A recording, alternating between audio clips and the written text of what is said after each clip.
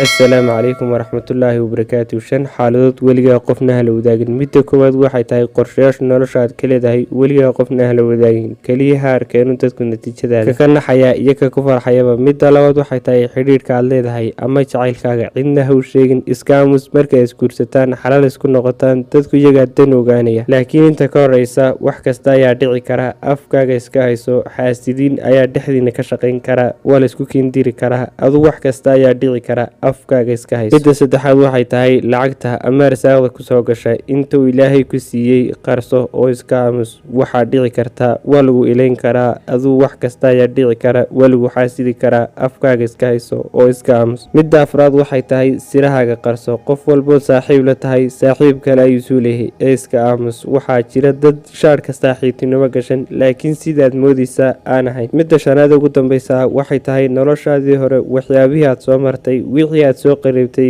waxaad soo laaqday weliga qofna looma sheegay iska waayo waxa dhici karta dadka xaasidka kugu ah ee nacabka kula inay ka dhigtaan gantaalka ay kugu soo weerarayaan marka ka digtoonow oo afkaaga iska hayso daawade waad ku mahadsan tahay haddii aad soo gaadhay ilaa dhamaadka